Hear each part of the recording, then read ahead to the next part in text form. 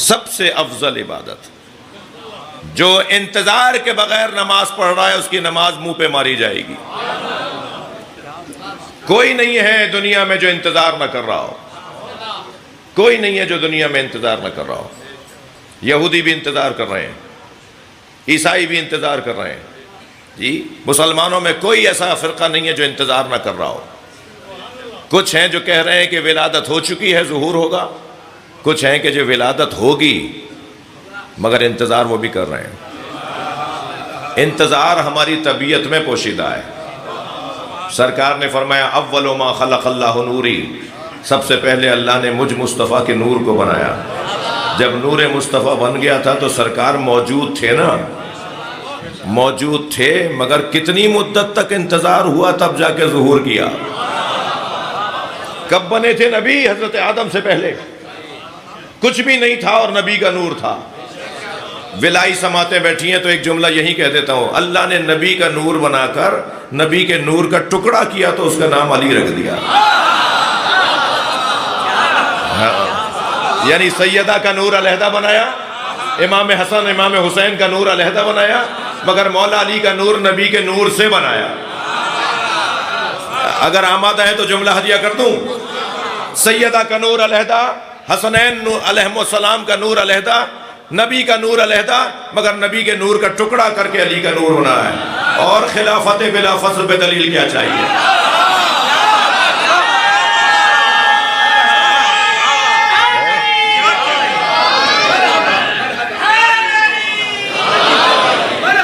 توجہ کر لیا.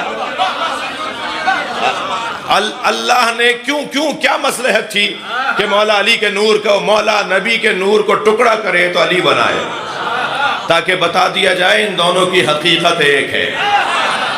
تھوڑی گردن ہلاؤ بھائی, میں دو جملے اور کہنا چاہ رہا ہوں. ان دونوں ہستیوں کی حقیقت ایک ہے. ان بچوں جوانوں کو سمجھانے کے لیے ایک مثال دے رہا ہوں. سکہ ہوتا ہے, سکہ, جی سکہ, ایک طرف لوگو بنا ہوا ہوتا ہے چاند ستارہ, قائد اعظم کا مزار مثال ہے, اور دوسری طرف پیسے لکھے ہوئے ہوتے ہیں. جی ایک ہی سکہ ہے نا, اس کے دو رخ کیوں ہیں؟ اور دونوں رخوں پر ایک ہی چیز کیوں نہیں لگی ہوئی؟ ایک طرف لوگو ملک کا اور ایک طرف مالیت. علی نبی کی مالیت ہے, نبی علی کی حیثیت. توجہ کر رہے ہیں؟ سرکار فرما رہے ہیں میرے 12ویں کا نام میرا نام, میرے 12ویں کے شمائل میرے شمائل. اس کی کنیت بھی ابو القاسم میری طرح ہے. اللہ اکبر. اس کے القاب میرے القاب. وہ جب چلے گا تو لوگوں کو یاد آ جائے گا کہ مصطفیٰ کیسے چلتے تھے. اگر آمادہ ہے تو ایک جملہ اور کہہ دوں. امام کے آنے کے بعد, امام کے ظہور کے بعد, تشریف لائیے, ایک صلوات ہدیہ کریں نبی اور آل نبی پر. اللہم صلی علی. امام کے تشریف لانے کے بعد, توجہ ہے, امام کے اللہم صلی علی محمد و آل محمد, ظہور کے بعد, امام کے ظہور کے بعد امام حسین کی رجعت ہوگی. میرے بچوں جوانوں, شیعت کے دو مخصوص خاص عقائد ہیں جو اور بھائیوں کو سمجھانا ہے. ایک عقیدہ بدا اور ایک عقیدہ رجعت. عقیدہ رجعت ہم سے مخصوص عقیدہ ہے جو ہمارے اماموں نے ہمیں دیا ہے, اور عقیدہ بدا یعنی تقدیر بدلنے کا عقیدہ. تقدیر بدل سکتی ہے کچھ کرنے سے, یہ ہمارا عقیدہ مخصوص عقیدہ ہے. یہ بدا والا عقیدہ بھی تبلیغ اس کی کم ہے, اس کے اوپر بات ہونی چاہیے, کام ہونا چاہیے, اس کے اوپر تقریریں ہونی چاہیے. اور ایسے ہی عقیدہ رجعت. رجعت کا کیا مطلب ہے؟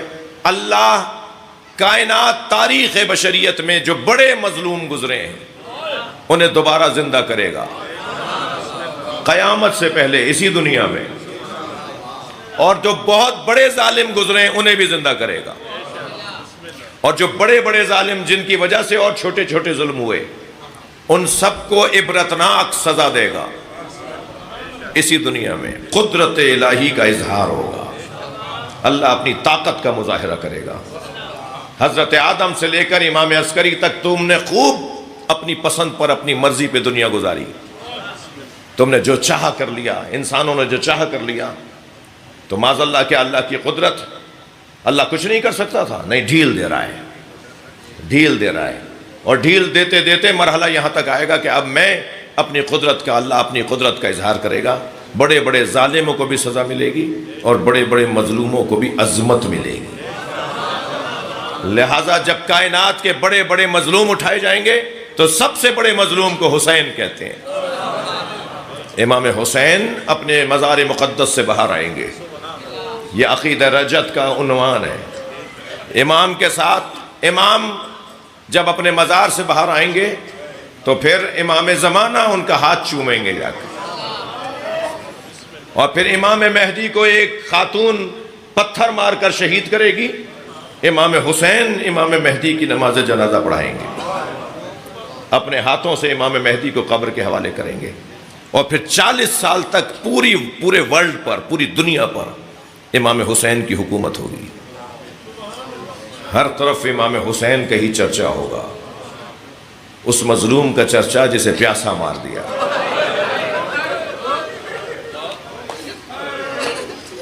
اس مظلوم کا چرچا، اس مظلوم کا چرچا. ایک جوان ایک مجلس میں مجھ سے کہنے لگا، مولانا غریب کسے کہتے ہیں؟ میں نے اپنے ایک بزرگ سے یہ جملہ سنا تھا، میں نے بے ساختہ جواب دے دیا. وہ جوان گھر تک روتا ہوا گیا. اس نے کہا مولانا غریب کسے کہتے ہیں؟ میں نے کہا غریب اسے کہتے ہیں جسے بیٹیوں کے سامنے مارا جائے.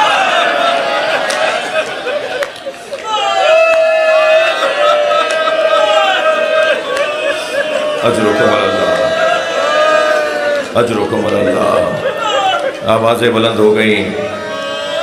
اللہ آپ کو اس کا اجر عطا فرمائے. جب مجلس میں بیٹھا کریں نا تو ایسے ہی رویا کریں. امام رضا بلند رونے والوں کے لیے مصلی بچھا کے دعا کرتے ہیں. امام محمد باقر اپنی قنوت میں دعا کرتے ہیں امام حسین پہ رونے والوں کے لیے. اور امام رضا تو فرماتے ہیں کہ جب میرے جد حسین کے مصائب پڑھے جائیں تو ایسے رویا کرو جیسے جوان بیٹے کی میت پہ مار ہوتی ہے. اجرکم اللہ، اجرکم اللہ.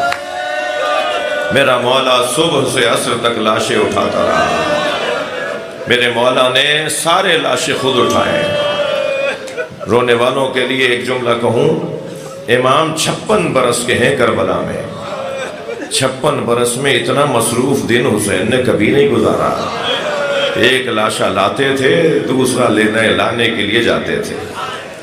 ایک لاشے کے بعد دوسرا لاشا. لاشیں تو امام نے غلاموں کے بھی خود اٹھائے. اگر کوئی بڑھ کے کہتا تھا مولا یہ غلام ہے تو فرماتے تھے میرا مہمان ہے، یہ میری محبت میں کربلا آیا ہے. امام نے سب لاشیں اٹھائے. مگر سنیں گے زدارو، 4 لاشوں پر حسین بہت روئے. امام کے زبان پر شکر کے کلمات تھے اور آنکھوں سے آنسو جاری تھے. ان 4 لاشوں کے نام لوں گا تو آپ کربلا پہنچ جائیں گے. جب ہم مصائب سنتے اور پڑھتے ہیں نا ہم اتنی دیر کربلا آ جاتے ہیں. اللہ ہمارے بدن کو بھی کربلا لے جائے. جو گئے ہیں انہیں بار بار لے جائے. جو نہیں جا سکتے انہیں لے جانے والوں کو توفیق عطا فرمائے. امام نے 4 لاشیں اٹھائے جن کا بیان بڑا مشکل ہے. پہلا لاشا قاسم کا لاشا. یہ وہ واحد لاشا ہے جو ایک جگہ سے نہیں ملا. کہاں کہاں سے میرے مولا نے اپنے بھتیجے کے بدن کے ٹکڑے اٹھائے.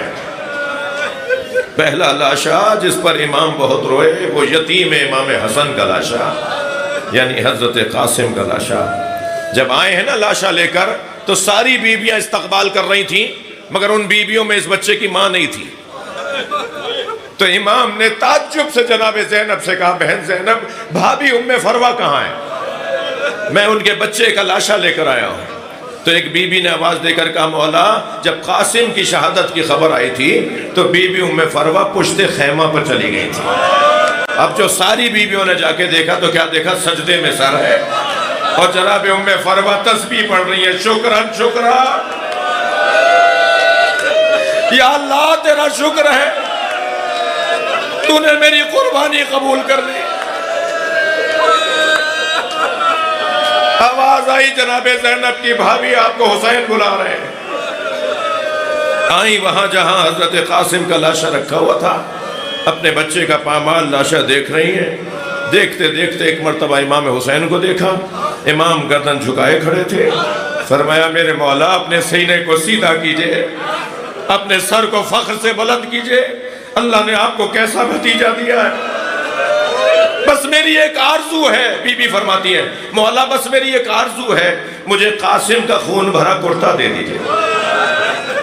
امام نے نہیں فرمایا بھابی اس کرتے کا کیا کریں گی جو کرتا تار تار ہو گیا، گھوڑوں کے سموں سے چاک چاک ہو گیا۔ ایک ماں مانگ رہی تھی، امام حسین نے کچھ ہی دیر میں وہ کرتا دے دیا۔ بی بی ام فروہ نے وہ کرتا اپنے خیمے میں لے جا کے رکھ دیا۔ عصر عاشور خیمے لٹے، قافلہ 11 محرم کو کوفہ گیا، کوفہ سے شام گیا، شام میں اسیر رہا۔ اسیری سے رہائی ملی تو بی بی زینب نے مطالبہ کیا ہمارے تبرکات واپس کرو۔ تو بالیاں آئیں، زیورات آئے، چادریں آئیں، لباس لوٹائے گئے۔ ہر بی بی نے اپنی اپنی گٹھڑی اٹھائی ہوئی تھی، جناب ام فروہ نے اپنی گٹھڑی سینے سے لگائی ہوئی تھی۔ جب یہ قافلہ شام سے کربلا اور کربلا سے مدینہ پہنچا نا تو بار بار فرمانے لگی میرا اونٹ جنت البقیع لے جاؤ، بار بار فرمانے لگی میرا اونٹ جنت البقیع لے جاؤ۔ اور جب جنت البقیع پہنچی تو امام حسن کی قبر کے برابر میں بیٹھی، گٹھڑی کھولی، خون بھرا کرتا نکالا، امام حسن کی قبر پر پھیلا دیا اور ایک مرثیہ پڑھا، اے میرے والی تمہارے بچے کی نشانی لے کر آئی۔ اجرکم اللہ، اجرکم اللہ۔ پہلا لاشا جس پر امام بہت روئے وہ حضرت قاسم کا لاشا۔ دوسرے لاشے کا نام بتاؤں؟ وہ لاشا ہے علی اکبر کا لاشا۔ سینے سے برشی کا پھل نکالا، علی اکبر نے ایڑیاں رگڑنا شروع کی، آواز دی نانا آئیے اپنے ساتھ ابراہیم کو ملائیے، میں اپنا اسماعیل ذبح کر رہا ہوں۔ یہ دوسرا لاشا جس پر امام بہت روئے۔ تیسرے لاشے کا نام سنیں گے، وہ ہے عباس کا لاشا۔ موڑ موڑ کر بھائی کا لاشا دیکھتے رہے، بہت گریہ ہو گیا عزادارو، آپ نے پرسہ دے دیا، آنکھوں میں آنسو آ گئے، میری محنت سوارت ہو گئی۔ چوتھے لاشے کا نام بتاؤں؟ چوتھا لاشا چھوٹا بہت تھا مگر حسین سے اٹھتا نہیں تھا، کبھی آگے جاتے تھے انا للہ،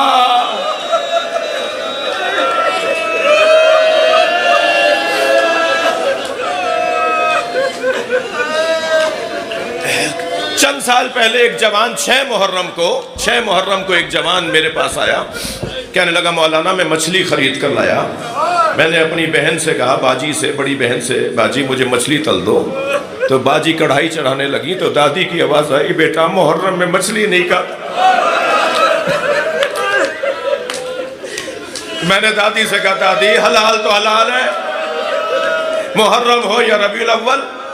تو دادی کہنے لگی ہاں تم نئے جوان نئے دور کے لوگ ہو نا، بڑے بوڑھوں کی بات کہاں مانو گے، جاؤ جا کے مولانا سے پوچھ لو، اگر مولانا اجازت دیں تو کھا لینا۔ تو مولانا میں آپ کے پاس آیا ہوں، میں مچھلی کھا لوں؟ وہ بول رہا تھا، میں رو رہا تھا۔ میں نے کہا میں اتنا بڑا عالم نہیں ہوں، مجھے اس کا جواب نہیں آتا، تم دادی کی بات مان لو۔ کہنے لگا میں سمجھا نہیں۔ میں نے کہا دادی کی بات مان لو، امام حسین نے علی اصغر کے تڑپنے کو اما ترونا کیف یتلذا، دیکھ نہیں رہے میرا بچہ،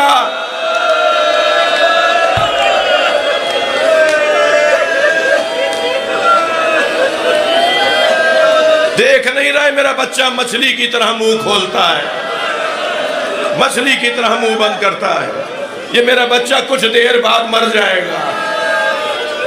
امام نے لاشے پر ابا کا دامن ڈالا ہوا تھا۔ عزادارو مجھے نہیں پتا مجلس خواتین سن رہی ہیں یا نہیں، اگر مجلس خواتین سن رہی ہیں تو شاید گودوں میں بچوں کو بھی لائی ہوں گی. یہ جو چھوٹے بچے ہوتے ہیں نا، ان کا بڑا خیال رکھا کریں، مجلسوں میں انہیں ضرور لایا کریں. یہ بچے مجلسوں اور عزاداری کا مستقبل ہیں، یہ آئندہ انہی کے حوالے ہونا ہے. جب کبھی جناب علی اصغر کے مصائب سنیں یا پڑھیں تو اس بچے کی ماں کو ضرور سلام کیا کریں. بڑا جگر تھا جناب رباب کا. جو جہاں بیٹھا ہے اپنی آواز کو آزاد کرے گا، پرسہ دے گا. جنہیں رونا نہیں آ رہا اللہ سے آنسو مانگیں. بڑا جگر تھا جناب رباب کا. امام حسین فرماتے ہیں مجھے وہ گھر اچھے لگتے ہیں جن گھروں میں سکینہ اور رباب نامی عورتیں ہوتی ہیں. اپنی بچیوں کے نام رکھیں رباب، اپنی بچیوں کا نام سکینہ رکھیں. حسین مولا چاہتے ہیں ہر گھر میں سکینہ بھی ہو، ہر گھر میں رباب بھی ہو. بڑا حوصلہ تھا. میرے ایک ہندوستان کے دوست، ہندوستان بنارس ایک بڑا شہر ہے، وہاں کے ایک میرے دوست کہنے لگے کہ روز عاشور ان کے امام بارگاہ سے تعزیے کا جلوس نکلتا ہے اور وہ بنارس کے روڈوں سے رستوں سے ہو کر کربلا میں جا کے ختم ہوتا ہے. کہنے لگے جلوس نکلا، ہم آگے آگے چلنے لگے اور دیکھنے لگے انتظامات کیسے. تو کہتے ہیں ابھی کچھ ہی آگے گئے تھے تو ایک چوک پر ہزاروں کی تعداد میں ہندو عورتیں کھڑی تھیں. کہنے لگے جب قریب گئے تو عجیب تعجب محسوس ہوا کہ ہر گود میں دودھ پیتا بچہ تھا. ہر گود میں دودھ پیتا ہوا بچہ. پورے شہر کی وہ عورتیں نکلی تھیں جو بچوں کو دودھ پلا رہی تھی، دودھ پینے والے بچوں کی مائیں. کہتے ہیں ہم جب برابر سے گزرے تو ایک عورت کی آواز آئی بھائی مسلمان لگتے ہو. تو کہنے لگے میں نے انہیں کہا ہاں مسلمان ہیں ہم. کہنے لگے مسلمان ہو تو بتاؤ بابا حسین کا جلوس کب آئے گا. مولانا کہنے لگے میں نے ان سے پوچھا تمہیں بابا حسین کے جلوس کا انتظار کیوں ہے. کہنے لگے تمہیں نہیں پتا آج حسین کا بچہ بھوکا مارا گیا، ہم اپنے بچوں کو آج دودھ نہیں پلاتے جب تک تعزیہ دفنا نہ دیا جائے. سلام ہو جناب رباب پر. اپنے بچے کا جھولا جھلاتی رہ گئی، بچہ پلٹ کر نہیں آیا.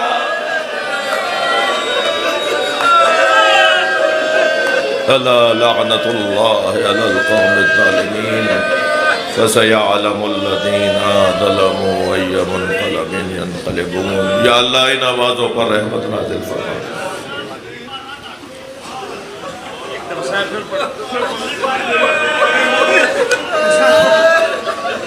حسین مولا نے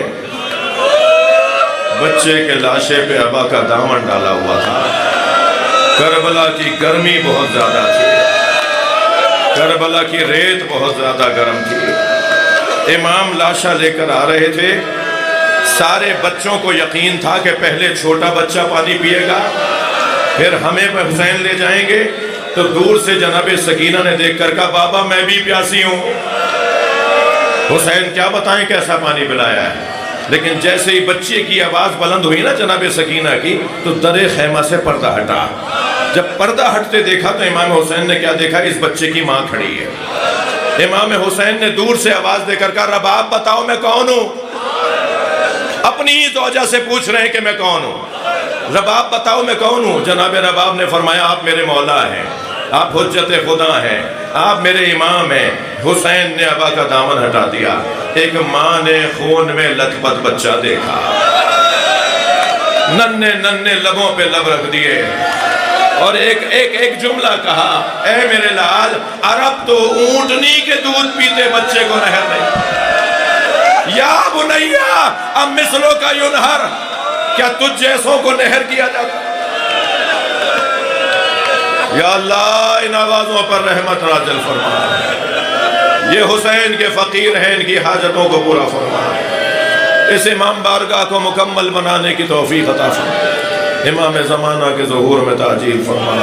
اللہم صلی علی محمد و